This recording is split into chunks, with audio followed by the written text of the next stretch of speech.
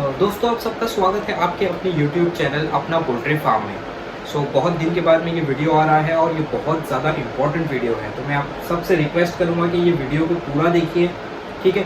अब ये वीडियो आप थंबनेल देखकर तो समझ ही गए होंगे किसके बारे में। ये वीडियो में हम बात करेंगे फॉर्मुलेशन की, फीड फॉर्मुलेशन की। देखिए, बहुत से ऐसे फार्मर्स हैं जो कहीं से फॉर्मुलेशन तो लेकर आ जाते हैं, ठीक है। किसी ने दोस्त यार ने किसी फॉर्मुलेशन मिल गया, ठीक है, बिना कुछ सोचे समझे उनको लगता है हाँ भाई फॉर्मुलेशन है, पूरी मेडिसिन का नाम लिखा हुआ है, क्वांटिटी लिखी हुई है, वो बिना सोचे समझे मेडिसिन मंगाकर वो फॉर्मुलेशन को अपने बैच पे अप्लाई कर देते हैं। मैंने ऐसे काफ़ी फार्मरों से बात किया हूँ, कुछ 2000 के फार्मर, कुछ 5000 के फार्मर, वो इससे ज़्यादा बड़ी कैपेसिटी के फार्मर जो एक गलत फॉर्मुलेशन की वजह से इतने बड़े बड़े बैचेस का नुकसान उठाकर बैठे हैं, ठीक है। इनका जो बॉडी वेट आ रहा है 17-18 दिन में 300, 350, 400 ग्राम का बच्चा हो रहा है, ठीक है। इतना स्लो बॉडी वेट आ रहा है। अभी रिसेंटली एक फार्मर से मेरी बात हुई थी, 18 दिन में बॉडी वेट, मैंने सुन के तोते उड़ गए। 18 दिन में 250 ग्राम का सिर्फ बच्चा हुआ है, 18 दिन में। इमेजिन कर सकते हो आप। तो ऐसे ऐसे भी फार्मर्स हैं जो मतलब फुल फीड बनाने के बाद में भी उनको नुकसान हो रहा है। तो क्यों? और सबसे बड़ा क्वेश्चन यहाँ पे आता है कि देखिए, जो फर्स्ट टाइम इसमें आता है ये लाइन में, जिसको फुल फीड बनाना है, ठीक है, जो उसके दिमाग में तो यही रहता है कि कंपनी ही दाना बना सकती है, हम तो बना ही नहीं सकते, फुल फीड तो बनता ही नहीं।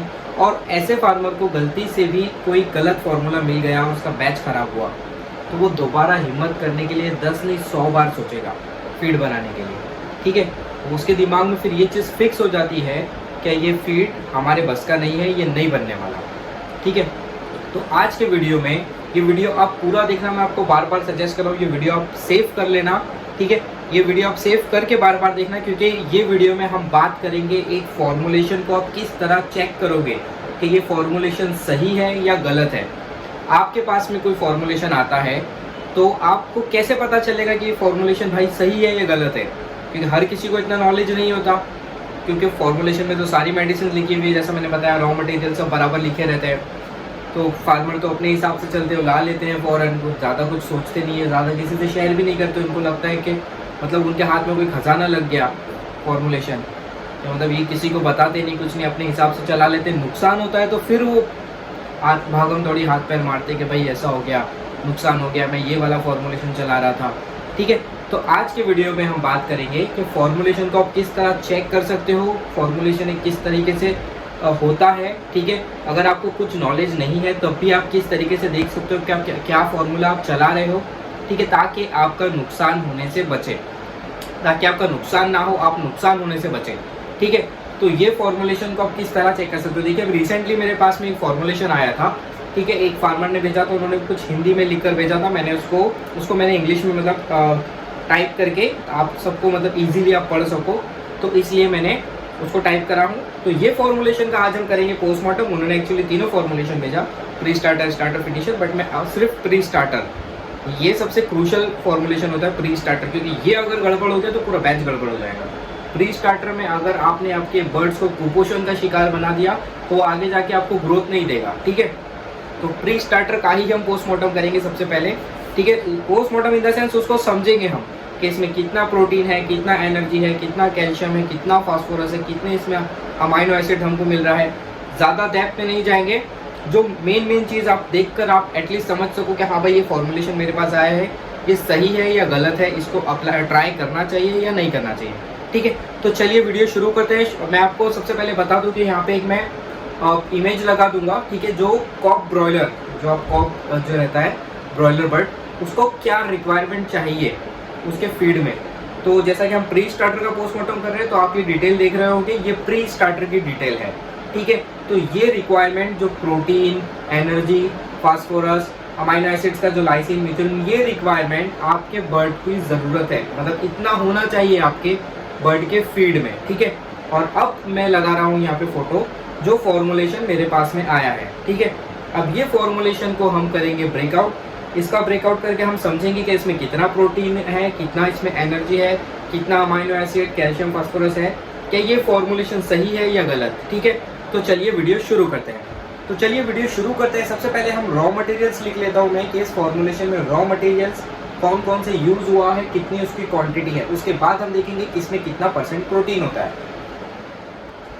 तो दोस्तों मैंने जो रॉ मटेरियल है जिधर से मुझे प्रोटीन और एनर्जी मिलेगा, तो प्रोटीन का सबसे पहले हम कैलकुलेट कर रहे हैं प्रोटीन, ठीक है।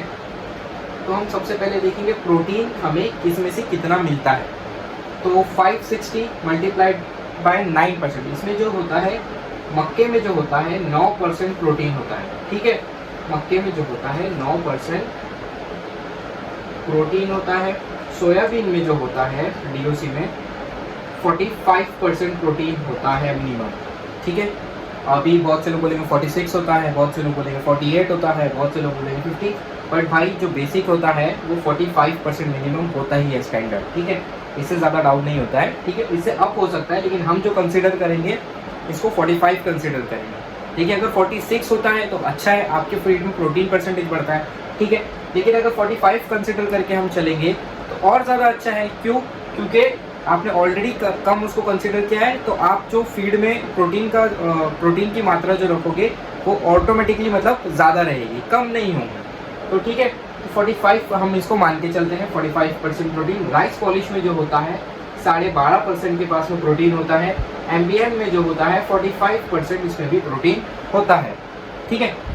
तो अब ये टोटल कितना हुआ, चलिए देखते हैं। मक्के से हमें मिला 560, मक्का हमारा 560 था, 9% प्रोटीन के साथ में हमें इसमें से मिला 50.4 kg, ठीक है। और 340 मल्टीप्लाइड बाय 45% 153, ठीक है। इधर से हमें मिला 153। 25 kg राइस पॉलिश बंदे ने यूज़ किया फॉर्मुलेशन में, 12.5%, तो इधर से मुझे मिला 3.125 kg, ओके। और 31 kg जो है एमबीएम यूज़ हुआ है, एमबीएम 45% प्रोटीन, सो 13.95। तो टोटल प्रोटीन कितना हो रहा है, चलिए देखते हैं। 50.4 प्लस 153 प्लस 3.125 प्लस 13.95, तो टोटल जो प्रोटीन हो रहा है 220 kg 475, ठीक है। सो दोस्तों जो हमारा प्रोटीन आया 220 kg, ओके, 475 ग्राम, ये हमारा प्रोटीन आया। रिक्वायरमेंट हमें कितना था 22.5%, जो कि होता है 225 kg, ठीक है, 225 kg। In case L threonine अगर इसमें नहीं यूज़ हो रहा है, तो एल थ्रियोनिन जो हम यूज़ करते हैं फीड में, ये 1% प्रोटीन को रिप्लेस हम कर सकते हैं।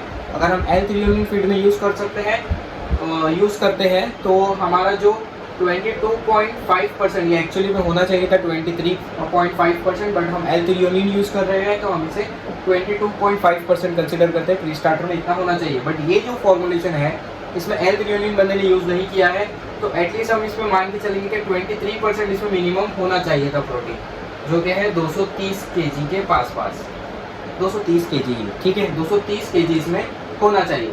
तो अब आ कितना रहा है प्रोटीन 220 kg, ठीक है। तो इसमें जो है ये प्री स्टार्टर में जो है प्रोटीन की डेफिशिएंसी है, प्रोटीन इसमें कम है, ठीक है, 10 kg इसमें प्रोटीन कम है, ठीक है। तो सबसे पहले तो हमने प्रोटीन देख लिया। अब हम बात करेंगे एनर्जी की। आप समझ गए प्रोटीन किस तरीके से कैलकुलेट होता है। ये वैल्यूज़ को आप ध्यान में रखिए कि इसमें कितना परसेंटेज प्रोटीन होता है। सो मक्के में होता है 9%, सोया डीओसी में 45%, राइस पॉलिश में 12.5%, एमबीएम में 45%, ठीक है। ये ऐसा इस तरीके से आपको भी कैलकुलेट करना होगा। अगर आपके पास कोई फॉर्मुलेशन है, सबसे पहले आप देखिए इसमें से प्रोटीन निकालिए। जैसा हमने देखा पहले मक्का से जो रॉ मटेरियल है हमने लिख दिया, ठीक है। ऑयल वगैरह लिखा नहीं क्योंकि उसमें कोई प्रोटीन होता नहीं। तो जिसमें प्रोटीन होता है आपने रॉ मटेरियल पहले लिखना है। जितना मक्का है उसको आपने 9% उसका निकाला, इतना आया। सोया का 45% इतना आया, राइस पॉलिश का 12.5% इतना आया, एमबीएम का 45% इतना आया। आपने इसको टोटल करना है और कोई रॉकेट साइंस नहीं है। आप अगर मतलब आपके पास कोई फॉर्मुलेशन है, अगर आप उसको चेक करना चाहो तो आप 15 से 20 मिनट में पूरा फॉर्मूला अच्छे से चेक कर सकते हो, ठीक है। तो ये आपके पास में आया, तो आपके पास में टोटल आपने किया 220 kg आपके पास में अप्रोक्सीमेटली आ रहा है, 220 kg 500 ग्राम, ठीक है। आपको पता होना चाहिए कि कितना प्रोटीन रिक्वायर्ड है। फॉर्मुलेशन में एल थ्रियोनिन नहीं है तो आपके पास में जो है 230 kg आपके पास में प्रोटीन होना चाहिए 1000 किलो में, लेकिन आपके पास में आ रहा है 220 kg।